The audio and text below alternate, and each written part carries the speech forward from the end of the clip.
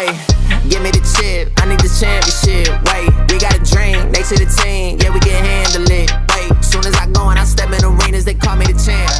What's going on, everybody? I'm Noah with Studio Sports. Tonight we are here to watch Memorial Day versus Fullington Academy, a high school team that has had a little bit of issues with their roster. And we are here tonight with Coach Zane to talk to him about tonight's game and how he feels about going into it. Coach, great to meet you. Nice to be here with you. Thank you for letting us come here. So with a 1-4 record, what's your plan going into tonight's game to try to secure a W? I think, the record doesn't really tell, much about this team. Like I told anybody, we only returned 2 guys. It's being my first year. We only had 2 guys that returned on the roster. I started with 2 kids in the summer. And the majority of my guys never played, high school football. Some have never played football in their life. So, this is brand new to a lot of them, which, I really like the fact that I've been able to extend myself as a coach this year. I figured out that I knew more than I thought I knew. And I've also, learned more along the way because I've had to start from literally the ground level. But I feel very good about how we're moving forward. I think each week we get better, even though the score may not reflect that. I think guys are starting to understand ball, and that's really how we're going to turn it around. Well, so you said you had to learn more about yourself as a coach. Yep. So yeah, man, just had to teach myself more offensive line stuff, more run game. Philosophy of how to block, the blocking stuff that typically I'd have an offensive line coach to do that. This year I'm the head coach, offensive coordinator, quarterback coach, receiver coach. So I have more duties than I've ever had. I coach more positions than I've ever had.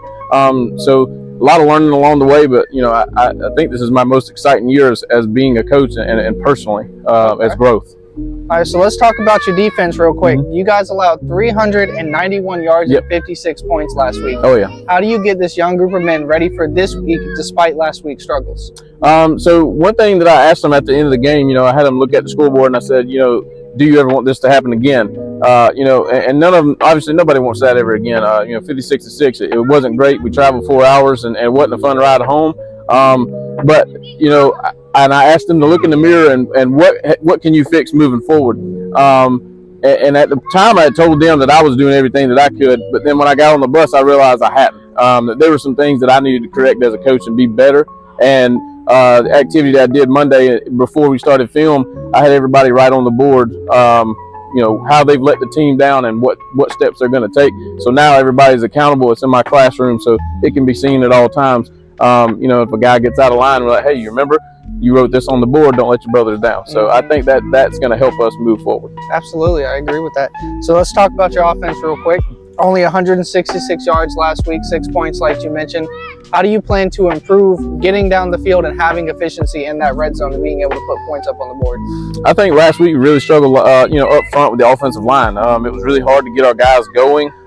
We had some mistakes. We had some confusion all last week, and it wasn't anything that they had been taught. It was things that they thought that they had to do during the game. And then we were able to see it on film, and then we went back and corrected those things. So I think, as long as we can get some upfront blocking, we'll be able to do anything. Okay, absolutely. So lastly, as you as a coach, how do you personally prepare for each game and get the team motivated each week? Just trying to help these guys get 1% better every single day. Myself included. Like I said, every week I'm teaching myself something new. I'm learning something new, and growing myself as a coach. And the same thing with them. Not only teaching them something, but teach them the why. Why are we doing this? Why does a guard need to pull? Why do we need to wrap? Why do we need to wash down, up front? Why does a receiver need to run the route a certain way? So teaching these guys the why, because many of them never played football, or many have never played high school football. They haven't played since, middle school or peewee, and it's a lot different. It's a lot faster game. So just making sure we're teaching these guys the fundamentals and teaching them the right way, and then growing them as players. So what's the learning curve for these guys who are just now coming in after not having played since peewee? What's the learning curve for them and for you? Just the speed of the game, and learning that it's not maybe a quarterback was number two run up the middle, or number 3 we're going to bounce outside. The plays are a little more complex. What you do is a little bit more complex. How you attack the game is a little bit more complex, and then it's faster. It's much faster, obviously, than a little league would be. Guys are growing, guys are maturing. We're playing guys that could see time at the college level one day.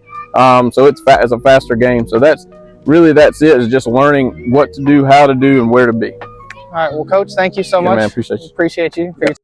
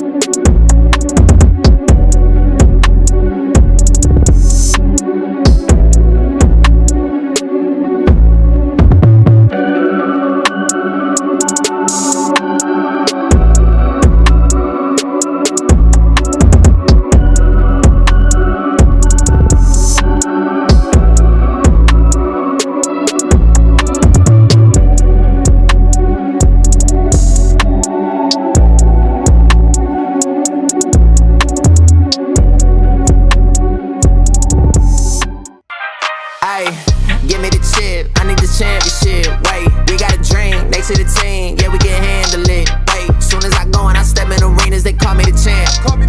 They know what it is, know what I do, know who I am, who don't understand. Yeah, that's overdue. My trophy say that's overdue. My ring, said to be a model. Coach, thank you for joining us at this halftime. It's currently 16-14, Fullington Academy. How do you come out here after halftime and get this momentum back?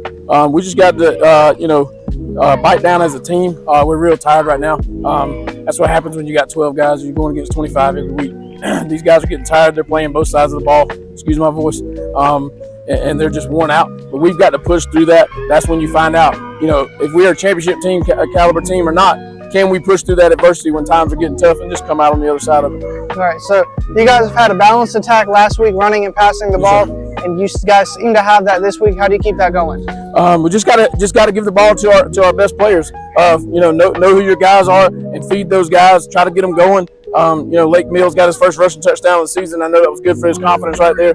We just got to keep feeding our monsters, and then we'll win the ball game.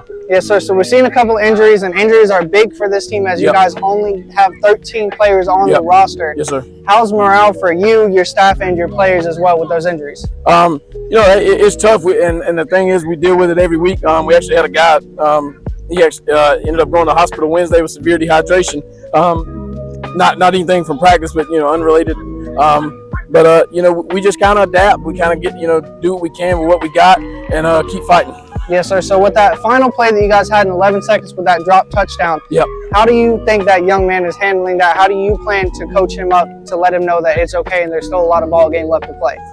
You always gotta correct, but then you also gotta love him up. You let him know what he did wrong. Okay, you gotta get on him, let him know, hey, this is what we did wrong, and this is how we do it better, and then love him up right there at the end. All right, well, Coach, thank you. We'll let you get with your team. Thank you for joining us. Yes, sir. Thank you. Good luck.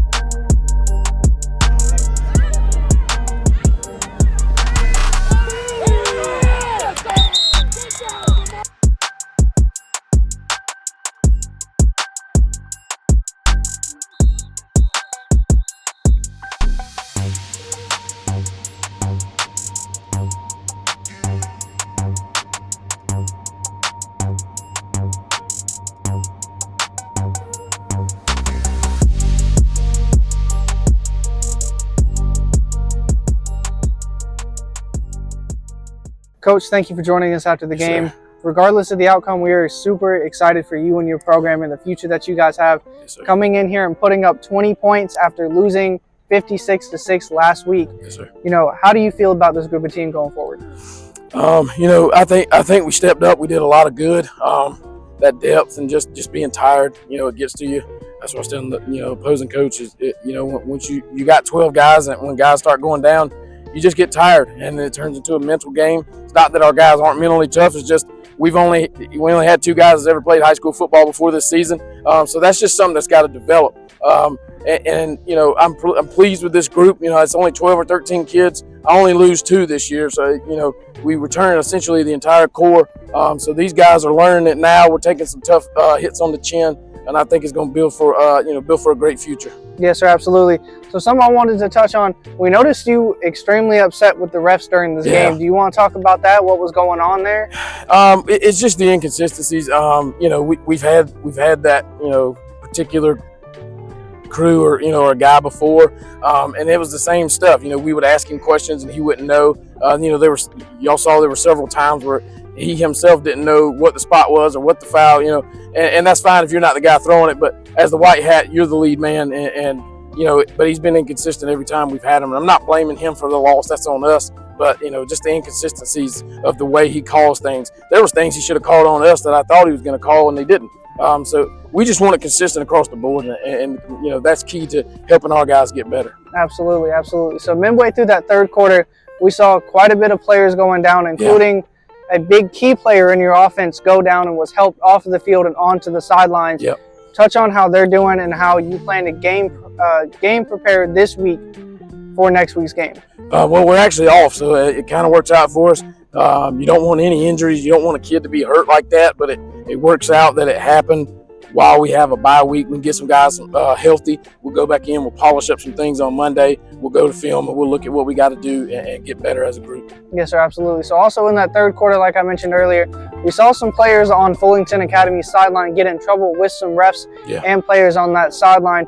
What was going on over there? What was running through your players' heads, and how do you plan to correct that so that way it doesn't happen again in the next game? You know, I think that's just being young. One of our guys got the penalty, you know, unsportsmanlike conduct for saying some things he shouldn't have said. He's young. He's a sophomore, young kid, no excuse, but he's young. He's learning. You got to learn. We got to control that anger, control that temper, watch our tongue, you know, and let me battle the referees. That's my job. Yes, sir, absolutely. All right. Well, thank you, Coach, for joining us. I'll let you get back home with where you need to be. Appreciate you.